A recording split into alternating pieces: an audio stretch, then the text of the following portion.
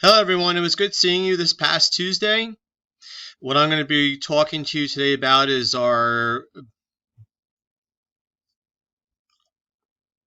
Hello, everyone. It was good seeing you this past Tuesday.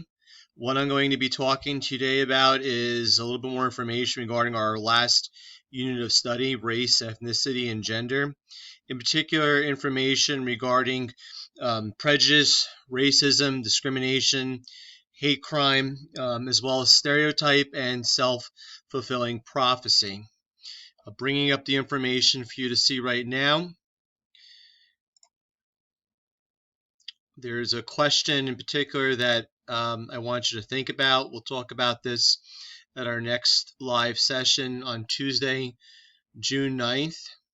And the question is, do you believe most people are prejudiced, or do you believe that most people are free from prejudice?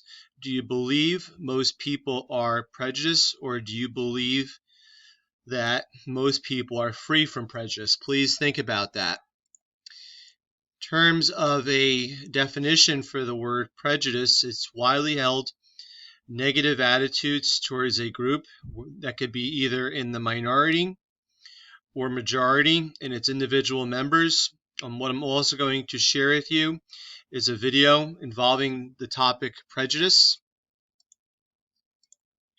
A little bit more information about it is that prejudice involves a generalization based on biased or insufficient evidence. People are just not well informed. Prejudice attitudes are based on strong emotions, so they're often difficult to change, even in the face of overwhelming evidence. Again, I want you to think that why is this the case? Why people who are prejudiced, why it's difficult to change the way that they think. Another term here is racism, which is an extreme form of prejudice that assumes superiority of one group over others. How is discrimination different from prejudice? And with discrimination is where people are putting their thoughts into action, treating people differently based on their ethnicity, their race, their religion, their culture, and I would like to also add their sexual orientation as well as their intellectual capacity. So discrimination, again, is where people are putting their feelings into action, treating people differently based on their ethnicity, their race, their religion, their culture, their sexual orientation, and their intellectual capacity. Okay, theories of prejudice and discrimination. Hate crime. Hate crime is a felony. If someone is charged and convicted, they're going to have a felony on their record. It's a criminal act motivated by prejudice. Hate crimes involve bias related to race, religion, sexual orientation, national origin, ancestry, as well as their intellectual ability. There's two stories involving hate crimes, one being James Byrd Jr. James Byrd Jr. was from Texas. He was paralyzed from the waist down. He was African American. He was going down a street in his wheelchair. Two men in a pickup truck pulled next to him. They knocked him out of his wheelchair. They tied rope around his legs, and the other end of the rope went to the back of their pickup truck, and they proceeded to pull away, dragging him to his death, James Byrd Jr. The other individual is Matthew Shepard, who was gay, who was killed by two men because of his sexual orientation. In this screencast that I'm going to post to the classroom, I'll be posting a video about the story of Matthew Shepard. Matthew Shepard's story, James Byrd Jr.'s story, was used to update federal legislation regarding hate crimes, which was the law.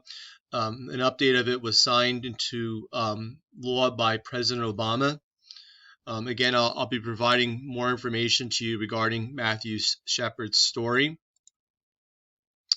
The term stereotype, as you could see coming in here, is a distorted, exaggerated, or oversimplified simplified image applied to a category of people. Common stereotypes that athletes are all brawn and no brain, and politicians are corrupt, and there are many other stereotypes that we can think of as well that we have heard through out the years. And the last thing that I want to talk to you about is the idea of the different theoretical perspectives on prejudice and discrimination. In particular, the last of the three theories in the study of sociology, symbolic interactionism, and the term self-fulfilling prophecy, which is an expectation that leads to behavior that causes the expectation to become a reality. For example, if members of a minority are continually treated as they are less intelligent or less competent than the majority, then they eventually accept that limitation, they internalize it and make it a reality.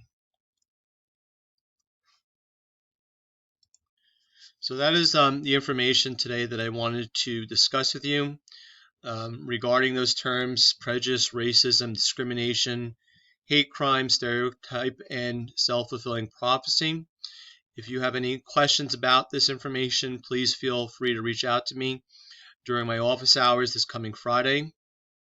If not, I will see you on Tuesday, June 9th. Take care. Bye-bye.